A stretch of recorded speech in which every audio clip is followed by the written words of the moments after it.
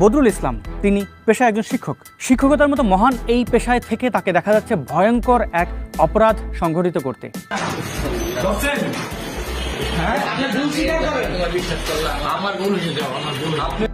2024 সালে সংগঠিত হওয়া বৈষম্য বিরোধী আন্দোলনের অন্যতম সমন্বয়ক মোহাম্মদ নাহিদ ইসলাম। তার পিতার নাম মোহাম্মদ বদরুল ইসলাম।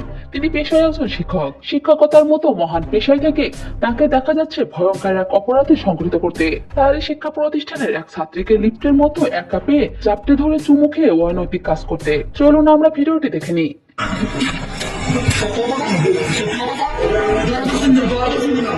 ভিডিওটিতে দেখলেন উপদেষ্টা নাহিদের বাবা বদরুল ইসলাম তার এক ছাত্রীকে ধর্ষণের চেষ্টা করছিলেন।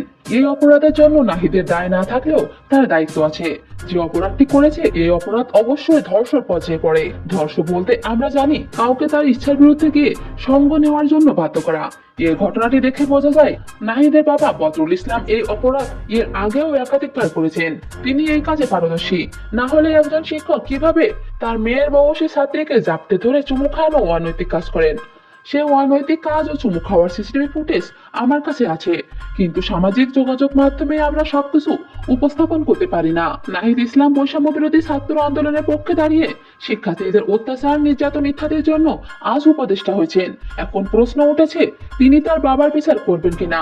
যখন উপদেষ্টা পদে নাহিদকে দেখেও তার বাবা এ ধরনের পৌরুষপূর্ণ আচরণ করছেন, তাহলে এই মনস্টারকে না থামালে ছাত্রীদের নিরাপত্তা দেবে কে? ধর্ষণ যিনি করেন তিনি সবসময় অপরাধী। নাহিদ দেশ নিয়ে ভেবেছেন, কিন্তু তার বাবাকে নিয়ে কে ভাববে?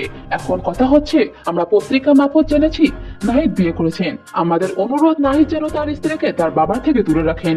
আপনাদের কাছে আমার অনুরোধ থাকবে আমার ছবি যত কম প্রচার করা যায়। আমি তো পালায় পালায় বেড়াইতেছি কয়েকদিন ধরেও। তবে এই বিষয়কে নাহিদ পুরোপুরি ধামাচাপা দেওয়ার চেষ্টায় আছেন। আমরা সম্প্রতি সংবাদ মাধ্যমে দেখেছি নাহিদ বারবার অনুরোধ করছেন তাকে গণমাধ্যমে বেশি প্রচার না করতে। অবশেষে একটাই কথা বলবো, দীর্ঘ 15 বছরের রাজনৈতিক দলকে পতন করতে শিক্ষার্থীদের বেশি সময় লাগেনি। এক্ষেত্রে যদি নাহিদ তার বাবার বিচার না করেন, তাহলে তাকেও পতন করা কোনো ব্যাপার না শিক্ষার্থীদের কাছে।